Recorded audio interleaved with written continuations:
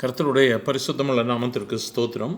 இன்றைய நாள் என் கர்த்தருடைய வார்த்தையாக யோசுவாவின் புஸ்தகம் 1ஆம் அதிகாரம் 5ஆம் வசனம். நீ உயிரோடு இருக்கும் நாளெல்லாம் ஒருவனும் உனக்கு முன்பாக எதிர்த்து நிற்பதில்லை. நான் மோசேயோடு இருந்தது போல உன்னோடு இருப்பேன். நான் உன்னை விட்டு விலகுவதுமில்லை, உன்னை கைவிடுவதுமில்லை. இந்த வேளையிலும் கூட யோசுவாவிற்கு தேவனாகிய கர்த்தர் கொடுக்கிற வாக்குத்தத்தம், நான் உன்னை விட்டு விலகுவதும் இல்லை, உன்னை கைவிடுவதும் இல்லை. அதே வண்ணமாக யோசுவாவோடு கர்த்தர் கூட இருந்தார். இஸ்ரவேல் ஜனங்களை வழிநடத்தினார், யுத்தங்களை மேற்கொண்டார், ஜனங்களுக்கு கானானை பிரித்து கொடுத்தார். ஒரு வெற்றியை நாம் பார்க்க முடிகிறது. அது மட்டுமல்ல, யோசுவா தன்னுடைய கடைசியின் புஸ்தகத்தில் எழுதும் பொழுது, நானும் என் வீட்டாருமோ வென்றால் கர்த்தரையை சேவிப்போம் என்று சொல்லுகிறார். அனுபவத்தின் வாயிலாக சொல்லப்படக்கூடிய ஒரு வார்த்தை. இந்த வார்த்தைகளை கேட்கிற அருமையான தெய்வ பிள்ளையை, ஒருவேளை உன்னுடைய வாழ்க்கையிலும் பலவிதமான சூழல்களில் நீ ஒருவேளை இந்த நாட்களிலே கண்ணீரோடு இந்த வார்த்தைகளை கேட்டுக்கொண்டிருக்கலாம்.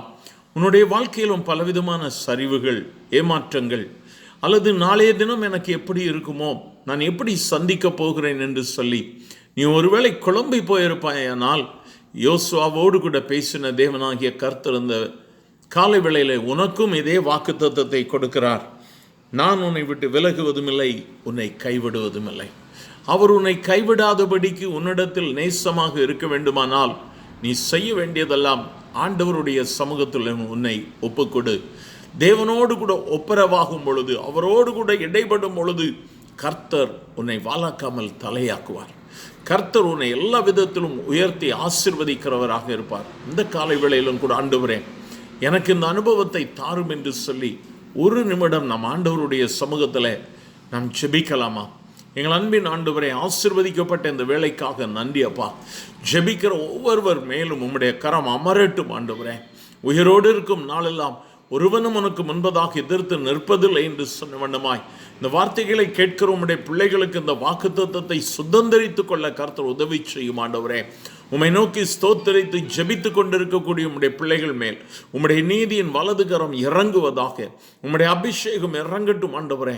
ஒரு விடுதலையின் வல்லமை இறங்கட்டும், தடைகள் உடைக்கப்படுவதாக, கட்டுகள் அறுந்து போகட்டும். இன்றைய நாள் உம்முடைய பிள்ளைகளுக்கு ஒரு வெற்றியின் நாளாக இருக்கட்டும்.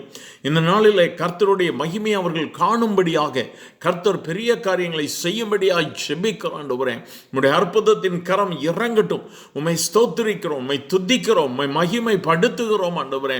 என் நாமத்தை ஆண்டவரே மகிமைப்படுத்துகிற எந்த ஸ்தானத்திலும் நான் இறங்கி வந்து உன்னை ஆசீர்வதிப்பேன் என்று சொல்லி இருக்கிறேன். இந்த வேளையிலும் கூட உம்மை துதிக்கிற உம்முடைய பிள்ளைகள் ஒவ்வொருவர் மேலும் உம்முடைய கரம் அமரட்டும் ஆண்டவரே. ஒரு ஜெப ஆவி, ஒரு ஜெப அக்கினி உம்முடைய பிள்ளைகளை நிரப்பட்டும்.